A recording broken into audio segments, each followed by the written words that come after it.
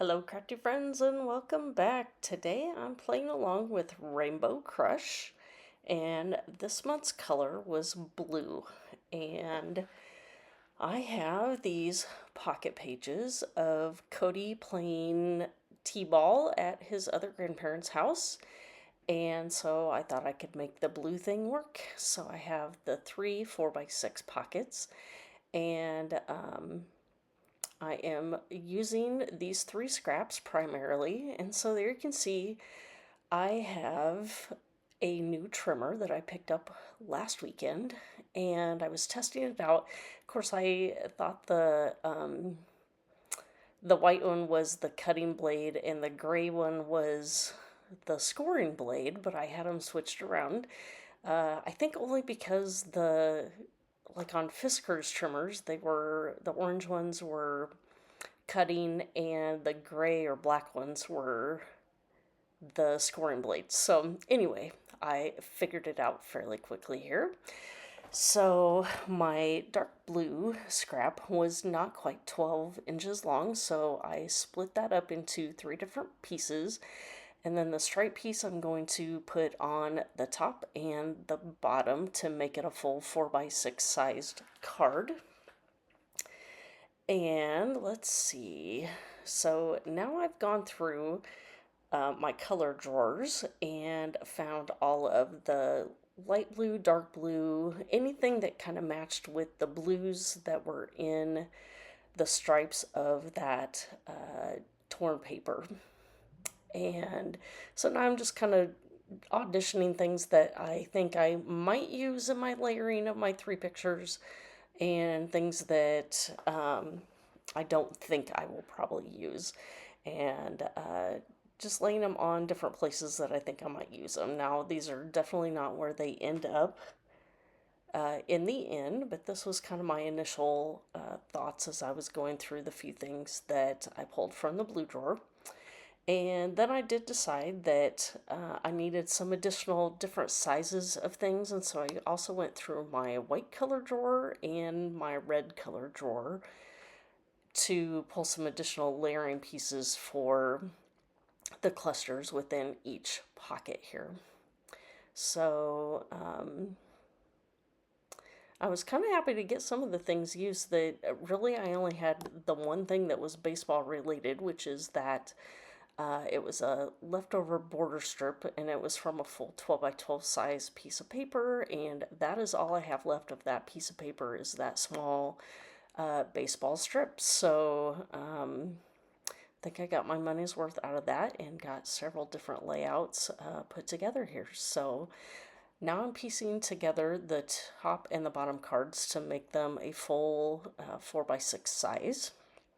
And I kind of ruffle up the edge. You know what? I did that on the bottom card. I don't think I did it on the top one. So not that it was a big design element there, but anyway, didn't do it on anywhere else but that one. So here are some of the red pieces. I had these tickets that say, I don't think they say anything, just tickets and or insurance for one, something like that. And I had this chipboard piece that says wow. And so these are just three different pictures. They were kind of consecutive. One of them, he hit the ball off the tee. The other one, he is running away. And the third one is just him with the bat. So then the second tag, or not tag, second one, I start to put together that I had that red piece, and it actually worked really good as a photo frame for the picture in the middle there. Had the border strip, and then the puffy, those were actually 12 inches long, and just for storage purposes I cut them in half. And those were actually from the 49 Market Beach Vibes. And so I was kind of glad to get some of that. You know, they weren't necessarily, didn't look like waves. They could be used as waves, but really I just kind of used it as a wavy border on this particular card, and it worked out just great. So, and I ended up using the full length of it, that I put a little bit of the wave on the top bottom, or the top card and the bottom card as well. This one I do decide to put the picture up on foam and start layering in these tickets. And so how I auditioned all these pieces didn't exactly turn out how I put them all together, that I forgot I wanted the tickets down underneath of that puffy border. So I just made it work, that I found the circle to cover the bottom of the tickets. And then this is essentially the title of the entire uh, page. It just says happy, and found this other circle that had a star on it. So I did try and focus more on just stars, that I'd also pulled out some heart pieces as well, and I didn't end up using the hearts, that I did try and focus on just using stars, if I used any at all on each of the cards. So now I have this particular card, and oh, I had actually pulled out this partial frame to use in the middle card, and I forgot to stick it down underneath the tickets and everything, so I ended up using it as a partial frame for the top card.